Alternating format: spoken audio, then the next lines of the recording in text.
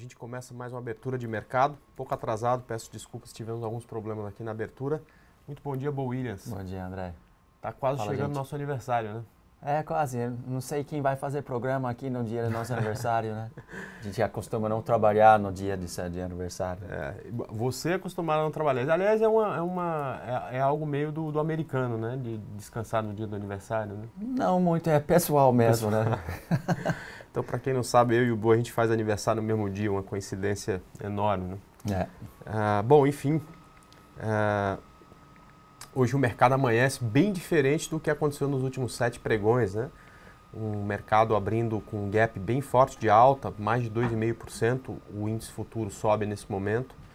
E em contrapartida o dólar, que armou uma onda 3 no gráfico de 60 minutos, daqui a pouco a gente já pode até mostrar essa onda 3 aí para o pessoal, abre com queda de mais de 1,5%, um pouco reflexo do cenário interno, a gente tem aí aumento no preço de gasolina, o que impulsiona alguns ativos.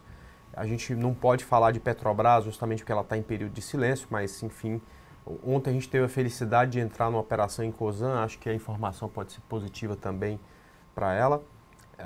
E a gente tem também o cenário externo muito mais tranquilo hoje, quer dizer, por exemplo, o Japão que tinha caído 4% na segunda-feira, hoje sobe 2,5%, os mercados americanos indicam abertura em alta, com o índice futuro subindo mais de 1%, o DAX futuro subindo mais de 2%, ou seja, um pouco de recuperação depois de uma segunda-feira muito turbulenta lá fora, tudo isso junto traz uma perspectiva bem positiva para as nossas bolsas aqui no Brasil. E é muito interessante que a gente tenha hoje, né, Bo, volatilidade, porque foi o que faltou na segunda e na terça. Nós, de certa forma, ficamos mal acostumados, porque o mercado se mexeu muito nos últimos momentos, né? Na segunda-feira a gente abriu em queda, mas teve um gap de abertura, que não se aproveita nada, e a partir daí a gente vem trabalhando numa faixa bem lateral, quer dizer, você tem ação caindo um pouco, outra subindo um pouco, mas a grande maioria andando de lado, né? Vamos ver se hoje isso muda, né? Mas o mercado pegou a gente mais uma vez, né? Porque a gente estava caçando essa oportunidade, o mercado subir, bela onda 3, 15, 60 minutos, de repente todo gain vem e um gap up no início do dia, né? Vai ser complicado para a gente na nossa sala ao vivo hoje. Isso o gap ele atrapalha, né? Porque você não consegue aquela distância que ficou entre o preço de fechamento de um dia e o de abertura de outro, você não consegue operar, né? Você não consegue tradear, né? Então, as operações vendidas que estão com lucro sobem e te deixam no prejuízo. As operações de compra que você tinha preparado, você não consegue startar porque o preço amanhece muito acima do seu ponto. E quando o gap é de baixa, acontece a mesma coisa, né? A gente tem alguns exemplos, por exemplo, Croton. Croton, eu tinha uma perspectiva de fazer uma venda com ativo, ele amanheceu caindo 10% no dia seguinte, quer dizer, o gerenciamento de risco que você estudou, que você fez conta ali no centavo para ver se cabia, se dava para fazer, aquilo tudo vai por água abaixo porque o ativo amanhece com um grande gap. Mas a gente está só fazendo um comentário, não estamos reclamando de mercado, até porque, de qualquer forma, ele sempre arruma uma forma de te dar uma oportunidade. Isso é uma coisa que eu aprendi desde cedo, né? O mercado sempre acaba arrumando um jeito de te dar oportunidade, então vamos ver se a gente encontra essa oportunidade hoje durante o pregão. Deixa eu mostrar um pouco aqui do gráfico do Ibovespa, até porque o seu ainda está com problema aí, né, Bo? O Ibovespa muito próximo, pessoal, a gente tem falado nisso, já virou uma novela, né? Há pelo menos 4, 5 semanas a gente tem falado desse suporte aqui nessa região, que é um suporte que vai até 43.500 pontos, que é um suporte muito valioso, muito interessante para o Ibovespa e que, se ele perder esse suporte, ele pode vir para uma queda mais longa. O Bo tem falado aí em 39 mil pontos na perda do suporte, é exatamente onde está passando essa linha aqui, que é uma linha muito interessante, até de um gráfico mais longo, de um gráfico semanal. Eu acho que, deixa eu colocar, aliás, de um gráfico mensal, essa linha aqui de cima está errada, está num ponto aqui esquisito. Vamos colocar ela aqui no ponto certo. Aqui, pronto, agora vamos voltar para o semanal. Então essa é a linha de retorno de um canal de baixa e provavelmente, se perdermos esse fundo, esse ponto aqui vai ser também um ponto de muito suporte. Porém, hoje a gente tem uma ideia, pelo menos inicial, de que pode ser aqui o momento de repique. É aquela história de sempre, né? O preço se afasta muito das médias e acaba voltando na média móvel para encontrar força, para romper essas médias e subir, reverter tendência. É um sinal que, infelizmente, nesse momento a gente ainda não tem do mercado, ou quem sabe vir nas médias e ganhar força para voltar para testar os fundos com mais força, perfeito? Bom, pois bem, a informação que a gente tem agora de manhã é que o índice amanhece aí com bastante força, como a gente falou para vocês, uma alta no momento aí de, vamos ver aqui, de 2,62%. É uma informação que não tem nada a ver com o preço de fechamento, né? Mas pelo menos a perspectiva é de um dia positivo, enquanto o dólar, aliás, hoje o dólar V deixa de funcionar e entra em negociação o dólar X, tá? Então, para quem vai operar dólar, o código a partir de hoje está mudando, né? O V vai perdendo liquidez e o X vai ganhando liquidez. Então, já comece hoje o dia pensando em operar o WDO X15 ou DOL X15, tá ok? Para quem opera contrato cheio. Então, dólar caindo aí nessa abertura, algo próximo aí de 1,5%. Pois bem, boa, eu tinha falado aqui do gráfico de 60 minutos, eu coloquei até no Facebook uma postagem, né, que o dólar tinha rompido a linha de tendência nos 15 minutos, que é exatamente essa linha aqui, e que só faltava ele cair, né? Ele ficou ontem nessa região aqui, muito próximo de romper essa linha, né? E aí rompeu, mas demorou uma meia hora para cair. Eu acho que vocês fizeram a operação, a gente também falou na operação lá na sala da XP, vocês falaram na sala da Clear. E aí ele voltou a subir, bateu nesse ponto que era suporte, acaba virando resistência e abriu com gap para baixo de novo, tá? Vindo aqui para um gráfico de 60, boa, a gente tem essa possibilidade de onda 3, né? Ou seja, lindo. De finalmente ver no dólar uma queda um pouco mais forte. É pelo menos uma possibilidade, né? É difícil apostar na venda do dólar ultimamente, né? Mas quem sabe o dólar aqui voltando a 3,83, justamente fazendo 100% aí dessa onda 3. É algo que acaba virando a possibilidade, vamos ver aí se realmente acontece, tá ok? Como eu disse, tem sido difícil apostar na queda do dólar, né? Sim. Talvez seja um movimento muito mais para a gente ver do que para tradear, né? Porque tá difícil, não só porque o dólar só sobe, né? A gente quando vê reversão de tendência, eu não tenho dúvidas em fazer ou não a operação. A gente sempre indica, sempre faz, porque justamente a gente acredita bastante na reversão de tendência. Mas os riscos nesse momento em operação com dólar são muito grandes, né? Os spreads entre o ponto, entre a hora que você vai fazer a operação e o stop ficou muito grande, né? Então tem sido difícil aceitar um risco tão grande, né? Por isso que é complicado. Um ano atrás, se o dólar andasse 10 pontos no dia, tá todo mundo muito feliz. Hoje ele está andando 100 pontos tranquilamente. E os stops são de 20, 15, né? Dói, né? Dói. O stop dói. Tem que ter muito cuidado, com certeza. Bom, pois bem, eu acho que por enquanto está muito bom. Eu acredito que já dá para a gente começar a responder as perguntas de vocês, né? Bom dia, André. Provavelmente quem comprou o San Martín vai se dar bem com esse aumento de gasolina. Pois é, Rock Trader. Essa foi uma indicação do estudo de domingo, né? A gente pensou aí numa compra. E é engraçado, né? Porque de vez em quando, eu escuto aqui, só batendo papo aqui com vocês, todo mundo se preocupa muito em por que aconteceu determinado movimento. Deu certo aí? Ainda não, né? Ainda não. Todo mundo me pergunta, né, André, por que subiu o ativo? E às vezes a vontade que a gente tem de responder fala, cara, não sei e não quero saber, né? Eu não sei por que subiu. A minha preocupação, e 100% do tempo, é em como é que eu vou ganhar dinheiro se esse mercado subir, ou como é que eu vou ganhar dinheiro se o mercado cair. Eu estava vendo um pouco da história de Sherlock Holmes, e claro, ele não existiu. Um escritor que agora, que é um nome complicado, agora até me esqueço o nome, mas enfim, eu já estou ficando velho, eu já posso me dar o luxo de esquecer algumas coisas. Ele falava, né, do Sherlock Holmes que ele não se interessava por nada que ele não fosse usar no dia a dia para desvendar os crimes dele. Então, ele era perito em química, né? Mas certas matérias ele não entendia nada. Por exemplo, ele entendia muito pouco de história, a não ser aquilo que poderia ajudar na investigação dele e tudo mais.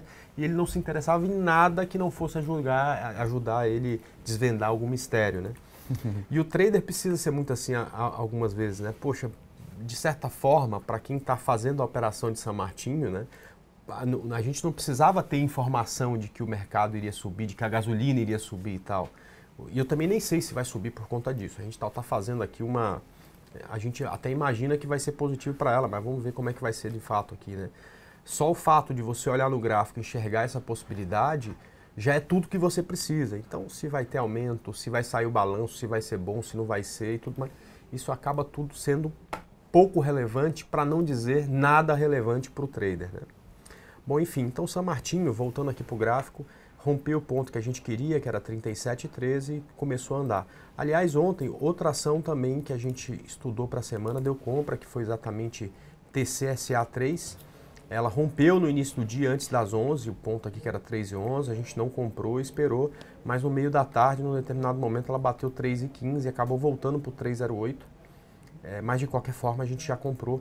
Então, temos aí de compra, né, 2 ativos já startados, tanto São Martinho quanto TCSA3. Depois eu mostro as vendas, são 4 operações que, se não me engano, a gente tem na venda, que estão muito próximas do 0 a 0. E provavelmente a partir da abertura vão ficar negativas, tá? Deixa eu ver se tem mais algum pedido aqui de vocês. Aliás, tem muitos. O que será de CSNA? Vamos lá. Boa.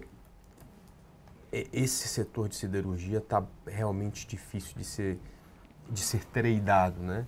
É muito fácil comentar depois aqui os movimentos. Olha, aqui subiu, se você tivesse comprado no rompimento dessa linha de tendência, e depois aqui, ó, aqui tinha subido não sei quantos % de Fibonacci, se você tivesse vendido aqui nesse candle, né?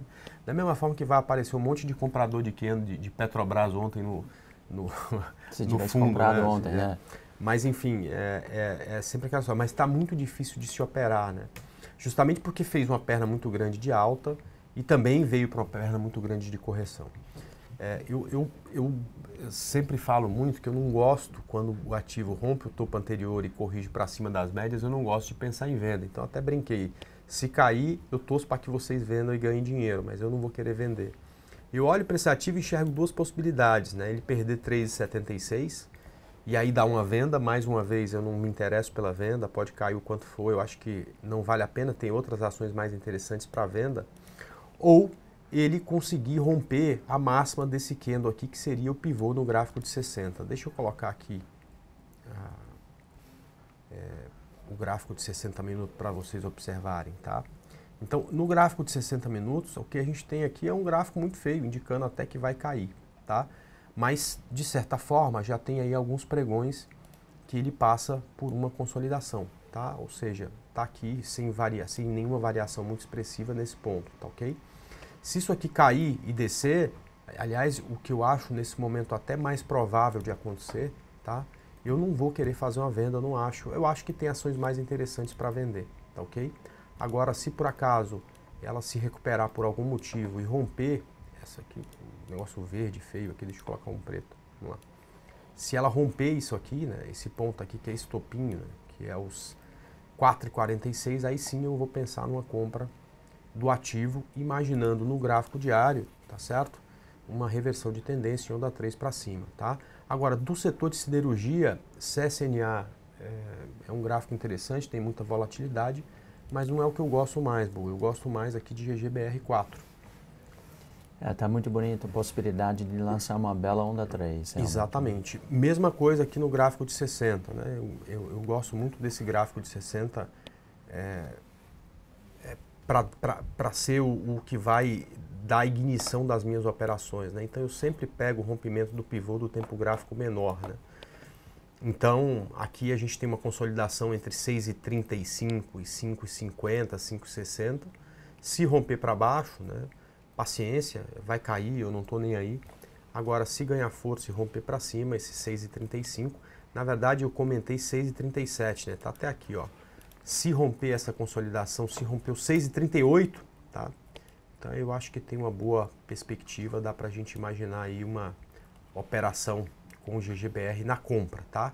Como eu disse, na venda não me interessa, eu acho que tem ativos menos arriscados para a gente pensar em venda, tá? Bom dia, André. Você continua acreditando na alta de TCSA? Belarmino, continuo, senão a gente já tinha até caído fora da operação. Mas ontem ela não subiu, tá? Não se esqueça, vamos lá, deixa eu ver aqui, BBAS está numa bela região. BBAS furou o fundo, né, Bo? Aliás, de Tá todos os caindo bancos aí, ela fortemente. parece ser a mais fraca, né? Eles estão todos em pontos importantes de tomada de decisão. Ainda vejo um pouco mais para baixo. Né? BBAS eu também. Deixa só o gráfico atualizar aqui. Então, Itaú é o que está mais bonitinho, é o que é mais forte, não furou mais o firme. fundo e tal, né? Mas Bradesco e BBAS, espera aí que meu gráfico está engasgando aqui. Bradesco e BBAS já furaram o fundo, enfim, né? Olha só, eu acho que a gente deve ter a mesma impressão aqui de BBAS, né? Eu já vi você falando em BBAS perto dos R$ 11. Ixi. O gráfico aqui está semanal. Vamos lá, agora acho que vai. Eu também compartilho da mesma opinião, até porque eu fiz essa aqui, tracei uma onda 3 aqui. Ela tinha uma linha de tendência muito importante que ela perdeu há algum tempo, né? Então, vejo aqui um alvo de 10,65, né? Agora, o que eu acho improvável, Bo, é ela chegar nesses níveis sem passar por uma correção, até para dar chance para quem quer vender fazer essa venda. Porque vender agora é muito difícil. Você tem uma perna aí de queda de 30%, 40%. Como é que você vai iniciar uma operação onde você espera ganhar 15, 20 depois de estar caindo já 40, né? Quem não tem não pode iniciar aqui. Seria interessante mesmo repicar para testar esse mesmo linha de tendência de alta como resistência. Pegar nas médias mais uma vez e volta a testar o fundo, né? Normal. Exatamente, né? Mas isso é difícil para a nossa cabeça para controlar isso. Você vê uma oportunidade passar e saber que, olha, essa oportunidade não é uma oportunidade tão boa no 5-4 na estratégia, acaba que a cabeça não funciona tão bem e não consegue se adaptar tão bem a essas condições. Mas precisamos evitar, né? Tem que treinar quando se sente isso de não fazer nada, porque é engraçado, né? Como mesmo não fazendo a operação, não perdendo dinheiro e não ganhando dinheiro, a sensação é que perdemos uma oportunidade. E o Prospect Theory mostra que quem sente a dor da perda, mesmo se a perda for assim imaginário, né? Assuma mais risco na tentativa de apagar a dor. Então, justamente quando não é o ponto importante para vender lá no fundo, onde não tem relação risco-retorno, é quando muita gente acha que eu vou vender, perdi essa oportunidade, eu vou pegar agora. E de repente o preço faz um repique, estopa todo mundo, porque entrou na intuição em vez da razão. Né? Quer dizer, quando você deixa de seguir a tua estratégia para tentar preencher algum vazio que ficou por você não ter aproveitado a oportunidade. Né? Você fala muito sobre isso naquela série aqui da Infomoney. Aliás, hoje é dia. Hoje é dia da Bolsa na Cabeça, né? Bolsa na Cabeça, 3h30 da tarde. Não definimos ainda o que vai ser o assunto, né? Mas provavelmente vai ser alguma coisa ligada aos estressores práticos no trade. A gente tem vários dessas, né? Na nossa época de trade ao vivo, 6, 7, 8 anos atrás, quando a gente começou a fazer a pesquisa, identificamos 34 estressores que atrapalham muito o trader. E detalhamos todos isso no curso, né? Aliás, está tudo online agora no YouTube, gratuito para todo mundo. É só procurar Bolsa na Cabeça, vocês vão achar o curso gratuito lá. Isso. Aí vamos chamar alguém para falar comigo hoje. A semana passada foi o Igor, foi muito legal. Acho que eu vou chamar a Liakin hoje, se ele pudesse. Também tem muito para compartilhar com todo mundo aqui. Legal, então hoje às 3h30 da tarde na Infomoney, mais uma edição aí da Bolsa na Cabeça. Já é a quarta ou quinta semana que vocês estão fazendo, né? Quinta, sexta, por aí. Pois bem, então, e BBAS tem isso, né? Então ela passou oportunidade, é natural que em algum momento até passe por um repique, mas o repique neste momento mais parece mais uma oportunidade de venda do que oportunidade de reversão. Quer dizer, ela pode até reverter, mas por enquanto a informação que a gente tem no gráfico é de que não existe nenhum sinal dessa reversão, tá? Vamos lá. Vamos lá falar sobre JBSS3. Aliás, todo o setor está vivendo um momento bem interessante, né? Eu particularmente prefiro operações em BIF ou Mafrig, justamente porque a JBSS tem uma variável na operação com ela, que é uma variável que a gente não conhece tão bem, né? Que é essa relação com o BNDES e toda essa crise política. Eu acho que isso aumenta a minha percepção de que o risco aqui é grande, né? Mas, em qualquer forma, se a gente se esquecer desses problemas extra-campo, né? O gráfico da JBSS é um dos mais lindos que tem para compra hoje. Ela tem aqui um ponto importante, que é os 17,25. Acredito eu que rompendo essa região, tem total condição de continuar subindo. O stop seria abaixo de R$ 15,96. Como eu falei, eu gosto do setor. Como eu não me sinto à vontade para operar a JBSS, eu escolhi para a semana ficar de olho na Marfrig. Então, se ela romper 7,01, stop abaixo de 6,60 em alvo em 8,23. Porém, BIF3, que é o mesmo setor que também performa muito bem, BIF3, que é o frigorífico Minerva, também tem uma condição muito bonita, tá? Tá lá no topo, parada aqui em cima, consolidação de topo, geralmente rompe para cima. Então, se rompeu 13,34, stop abaixo de 12,50 e alvo aqui, ó, em 15,85, tá? Eu não vi quem que perguntou, pedi aqui passando muito rápido, tem muita pergunta, mas o EPM está falando de BIF3, enfim. No seu caso, segue a estratégia, segue o teu stop, que sempre vale mais a pena do que pensar em sair da operação por algum motivo, tá? Então, o setor está todo muito bonito, tá? O Mike italiano pedindo para dar uma olhada em VEG. A gente iniciou uma venda em VEG essa semana, boa. Eu acho que no rompimento, vai bem pertinho aqui, no rompimento do fundo aqui, se eu não me engano é 15,60 alguma coisa, né? Eu estou buscando essa onda 3 aqui em VEG. Eu acho que ela tem uma bela possibilidade de queda. Tá bonito. Ela é ruim de cair, nossa senhora, que coisa que gosta de ficar parado no mesmo lugar. Eu não aguento mais aí de ficar segunda semana que a gente está cercando o ativo. Semana passada a gente vendeu, mas eu estou com a estratégia de encerrar minhas operações na sexta. Essa semana vendemos de novo. Vamos ver aí se vem. Talvez hoje um dia de um pouco de recuperação, mas de qualquer forma, se cair, eu acredito num alvo pelo menos a R$13 por ativo, ok? Engraçado, né? Algumas ações ficaram muito fortes durante muito tempo e estão começando a sentir realmente agora, né? Sim. Mas estão sentindo e caindo com muita força. Parece que não veio a queda, durante muito tempo se segurou de qualquer jeito, mas chegou uma hora que parece que o preço falou, não aguento mais, né? E desceu com muita força. Eu acho que isso mostra como o preço realmente é uma função da mente, né? Psicológica, porque você pode ver vários gráficos de várias empresas cujos fundamentos não mudaram, mas o preço foi para a lua e depois voltou para zero e fundamentalmente mesmo nível de lucro ou prejuízo. Então essas oscilações bem grandes têm muito a ver com a expectativa dos operadores e muitas vezes os fundamentos não conseguem mostrar, né, esses fortes movimentos assim. O VEG é um belo exemplo.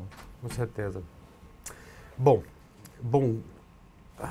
o gráfico de Gol aqui na tela, né? A Gol rompendo o mínimo histórica, numa situação extremamente delicada. E é engraçado, né? Porque assim como outras ações, tudo que acontece no mundo parece que prejudica a Gol, né? Neste momento, por mais que o preço do petróleo tenha dado uma grande aliviada, né? Caiu mais de 50%, você fala, poxa vida, né?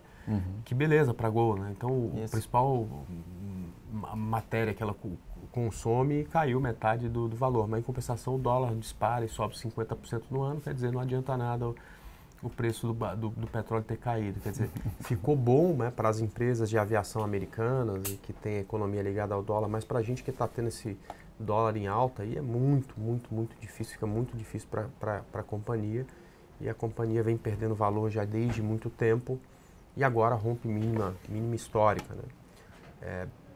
É também difícil de pensar numa operação aqui, né? A última perna no gráfico diário está caindo 30%, como é que a gente vai iniciar uma operação de venda? André, e compra? Eu não opero contra a tendência, você opera? Não. Não dá, né? Não, é difícil vender aqui, porque realmente não tem um bom stop, mas esse gráfico não permite compra, com certeza. Então, procura a venda ou não faça nada, né? Exatamente. muitas vezes a gente tem que olhar para o gráfico simplesmente para entender qual é a direção que a gente deve apostar. E não é para cada momento fazer uma operação, né? Tem que cair no colo, tem que ter relação risco-retorno na direção da tendência. E se você está começando e ainda não tem muita noção de como funciona a análise técnica, né? Ou de como funcionam todas as variáveis que são importantes, a gente vai criando algumas regras e tudo mais. Uma coisa que eu já acho fundamental, né, Boa, é olhar como é que está o preço em relação a essa linha amarela aqui, que é a média móvel de 72 períodos. Né? Isso. Se você, na hora de tomar a decisão, já observar isso, tá certo? Ou seja, quando o preço está abaixo dessa linha amarela, fica focado numa possibilidade de venda. Esquece compra. Isso. E quando estiver acima da linha amarela, fica focado numa possibilidade de compra. Né? Então, você teve aqui até alguns momentos que você pensou em compra em Gol, né, no ano passado, e aí logo depois ela cruzou a linha amarela. Veja só, ela cruzou a linha amarela, ela estava 13,49. Né? Se você leva isso para fazer uma venda, por exemplo, você já teria ganho 74%. Né? Sim. Então, só isso já te ajuda. Nos momentos de consolidação fica mais difícil quando o preço anda de lado, mas quando ele pega a tendência, se ele está acima ou abaixo dessa média laranja, já é alguma coisa que te ajuda na tomada de decisão. Né? Então, abaixo da média laranja, sempre pensar numa venda. E vamos pensar numa ação que sempre sobe, né? Fibre 3. Acima dessa média laranja, é sempre pensar numa compra, tá? Então isso já te dá aí uma boa noção do que fazer. Coloquei Fibre 3 de propósito, porque tem muitas perguntas e dúvidas sobre o ativo. Né? Essa linha aqui, Boa, é o topo histórico de Fibre 3, é o topo que ela bateu lá em 2007, antes de vir uma grande crise no setor, inclusive, e ela bateu na semana passada aqui e está recuando, né? Muita gente querendo comprar aqui já, só que está tão perto, né? Está tão perto do topo anterior, né? 4, 5%, que eu ou espero romper esse topo para pensar numa próxima compra, para valer a pena, para ter um alvo grande, ou o que eu gostaria até mais é que o preço viesse nessa média móvel de 72. É o que a gente estava falando. Além dela ser, a gente olhar para o preço e ver se o preço está acima ou se está abaixo, né? Quando a gente olha aqui para trás, toda vez que o preço bate na média de 72 na tendência de alta, ele ganha força para subir, como se tomasse um choque e repelisse, né, o preço para cima novamente. Né? Então a gente observa que algumas vezes na tendência o preço bateu nessa média móvel e subiu. Tá? Então, se ela vier aqui na média móvel, fica muito mais interessante, porque aí da média móvel para o topo anterior já passa a ter 18%, então fica mais fácil de pensar em compra. Aliás, essa semana não é a Fibre que está mais bonita para fazer a operação do setor. Eu gosto muito da Suzano, tem até uma recomendação minha, Boa. A Suzano está mais perto aí do topo. Eu gosto muito dessas consolidações de topo, porque geralmente são rompidas para cima, sem fazer pré-julgamento. Se romper para baixo eu não vou querer comprar, mas se romper para cima eu acho que fica interessante. 19,50. Um alvo em 23,10. Bonito. Bonito. Esses setores que estão ligados com o dólar estão bem bonitos mesmo, mas só existe meia dúzia de papéis que estão bonitos na compra. Tem alguns papéis que são ligados ao dólar e não conseguem subir de forma consistente, né? Como é o caso de Embraer, é o caso de Brasfoods, que está há muito tempo andando de lado, né? Mesmo sendo ligado ao dólar. Mas como você falou, tem essas três e mais umas 2 ou 3 aí fora do setor. Hoje eu não estou conseguindo abrir o Ficube aqui, eu acho que tem alguma coisa de firewall, alguma coisa assim, com sinal. Mas eu fiz um morning call antes de vir para cá e vi o prisma cheio de sangue, tá? Vermelho, gráfico semanal, gráfico diário, vários papéis caindo com força. Eu vi o S&P, o Dow Jones de novo e continua com o mesmo sentimento. Eu gosto muito da ideia de lateralização ou até o pequeno repique nos próximos 2 semanas. E nas terceiras semanas de outubro, eu acho que a gente vai ter uma surpresa muito forte. Ainda vejo nosso Ibovespa na casa de 38 mil pontos, dá um susto em todo mundo, chacoalhar todo mundo pela última vez. Mas eu estou de opinião, André, que a gente está começando a aproximar uma oportunidade muito bonita de longo prazo, de 4, 5 anos, como uma coisa parecida de 2002 para 2008. Só precisa chacoalhar um pouquinho mais o povo, dar um pouco mais medo, talvez mais uma crise onde o dólar dispara e o Bovespa cai. para os estrangeiros entrar aqui e trocar a mão. Aí eu estou muito, muito otimista de 2015 para 2021, uma onda muito bonita, aquela bem bonita, né? Até porque a gente merece, né? Faz tempo que a gente está aqui e a coisa não vem, né? Desde Tá 2010. Tá na hora, sim. Eu sempre comento com o pessoal, vou comentar mais uma vez, né? É muito bom operar na venda, primeiro, porque você tem uma oportunidade de fazer alguma coisa que é contra-intuitivo, né? É vender alguma coisa que você não tem e torcer para cair. Você sempre compra esperando que suba. Você sempre torce para um time esperando que ele ganhe. Poxa, não dá para torcer para perder, né? Contra-intuitivo isso. E ganhar na venda é bom, porque você acaba treinando esse tipo de coisa que você não vê desde criança e tal. Mas a venda, você tem alvos muito limitados, né? Quer dizer, por exemplo, o máximo que você pode ganhar, na melhor das hipóteses, é 100%. Né? Então você vende o papel a R$5 e o máximo que pode acontecer é ele chegar a 1 centavo. Né? Mas em compensação, na tendência de alta, você pode ganhar muito mais que isso. Né? A gente viu, depois da saída da crise de 2008, nessa época a gente já operava junto todos os dias a gente estava lá fazendo operação, a Rossi saindo de alguns centavos para alguns reais. Né? A gente viu JHSF saindo de alguns centavos para alguns reais, Vale saindo de alguns reais para vários reais, os em Minas voltando para... Então você vê o papel andando 1.500%, 2.000%. Então, e além disso é uma tendência mais consistente, você toma menos sustos e tudo mais. Agora, nos últimos 5 anos a gente não teve isso. Então, na tendência de baixa a gente tem que viver, e a gente está fazendo isso mesmo, vivendo de mercado, sobrevivendo, pagando as contas, sobrando algum dinheiro para fazer um outro investimento aqui e ali. Isso muda muito quando vem a tendência de alta, porque aí às vezes a gente vai fazer operações que vão te dar um retorno realmente como aqueles que a gente via naquela época, que eram retornos possíveis de 5%, 6%, 7% ao mês, quando o mercado estava realmente em tendência forte. Né? Hoje, quando você vê alguém que consegue 2%, 3% com consistência no mês e fazendo swing trade, você tira o chapéu e bate palma, porque não tem sido fácil fazer. Essa pessoa certamente está fazendo venda descoberta, né? Certamente. Só com compra não tem jeito, né? A não ser que ele tenha comprado tudo de Fibre 3 Suzano ou mais umas duas aí. Ou dólar, né?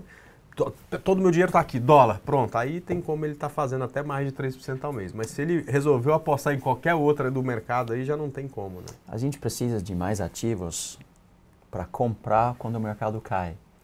Sabe, nos mercados internacionais, vocês têm muito isso. Por exemplo, o oposto do S&P.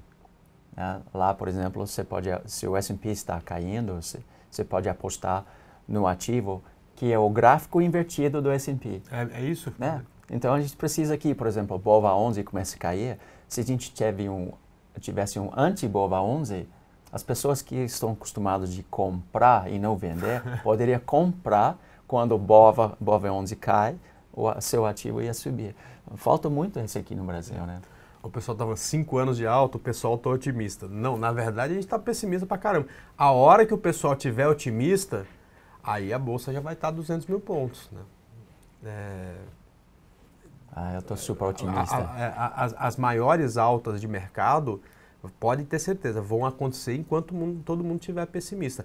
Quando todo mundo estiver otimista, aí a gente tem que começar a ficar esperto para vender. Né? É mais ou menos assim que funciona o mercado, simplesmente porque ele precifica tudo com muita antecedência. Né? Então a gente sabe aqui que a economia está passando por um momento de dificuldade, que a política é difícil, aliás, que existe uma crise no mundo.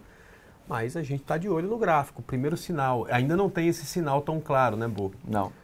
Mas é o primeiro sinal de que a coisa pode reverter. Nós daremos muita atenção, porque pode ser a grande oportunidade da década, talvez, né? Já que essa década a gente não teve grandes oportunidades.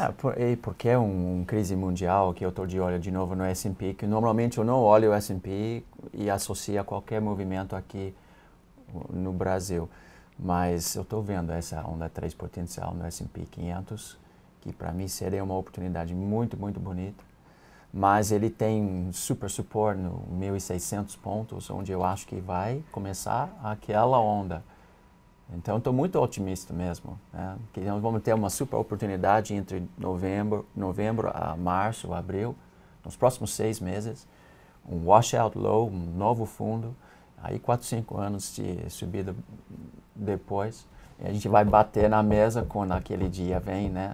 Super volume, todo mundo com medo, o fim do Brasil, o fim do nosso bolsa, é o dia para comprar. Uma coisa interessante, não para dar susto para ninguém, mas eu escutei outro dia, não me lembro onde, mas um programa de economia na internet, que, corrigido pela inflação, se o dólar chegar em 6,85, estaria no mesmo nível do crise de 2002. Então ainda tem chance desse dólar subir. Você sabe que eu sou muito bullish no dólar, eu vejo ele indo para 4,80 a 5 reais. E se houver uma crise de muito susto, um dia só, o dólar nos 7 reais, dia aí, e vai isso aí. Um pico assim. Isso aí. E boa, o dólar chegou a 4 reais em 2002 também num dia como esse, né? De muito susto, ia entrar um novo governo que sempre foi muito contra a tudo que se fazia na economia capitalista, então o mercado ficou muito assustado. E a gente pode estar tendo um monte de surpresa política, pode ter exatamente um dia de estresse forte no mercado. Nesses dias o mercado estressou, saiu de 3,96 para 4,25, são 30 centavos no dólar, que é uma coisa absurda, né? Aliás, então, foi uma caipirinha bonita, né? Esse foi nosso alvo um tempo, 4,236. Aliás, o próximo nível de FI é 4,50. Não, é 6,85. Então, 6,85, que é o... Mas eu posso te falar, assim, observando de fora, né? Porque eu assim, sem nenhuma paixão, sem nenhuma... enfim, eu sei que é ruim para a economia, por um lado, por outro é ótimo, é aquela coisa, né? Tem gente chorando e tem gente vendendo lenço. Imagina o cara que exporta como está feliz, né? De certa forma, o cara que importa está triste. Mas, enfim, faz parte do capitalismo. O preço do dólar estava errado, né, Bo? Vamos ser sinceros. Cara, era mais barato você ir para Miami, passar o final de semana, do que pegar um avião e ir para Fortaleza, né? Então, quando você começa a observar esse tipo de coisa, aliás, é mais barato você pegar o avião e ir para Miami e comprar um enxoval do seu filho do que ir aqui na shopping da cidade para comprar. Então, você percebe que, de certa forma, não é que agora as coisas começam a ficar até um pouco mais equilibradas. Mas, enfim... Vamos ver onde que isso vai parar, né? Essa alta volatilidade. Eu espero que volte pelo menos mais perto de 3,20 quando... Para a gente poder viajar mais barato. Bom, pessoal, olha, hoje foi muito agradável, como sempre, quando está o Bu aqui. Ele também é muito calmo, assim como eu, para falar as coisas. Muito obrigado pela presença de todos também. Foi um prazer. Aliás, uma bela audiência hoje, quase 900 pessoas. Que bom. A gente vai parando por aqui, daqui a pouco começa o chat matinal, aguenta aí. Um grande abraço e hoje às 3h30 tem a Bolsa na Cabeça, aqui nesse mesmo canal, todo mundo convidado, né? Todo mundo convidado. Então até mais, gente. Abraço. Tchau. Abraço, gente.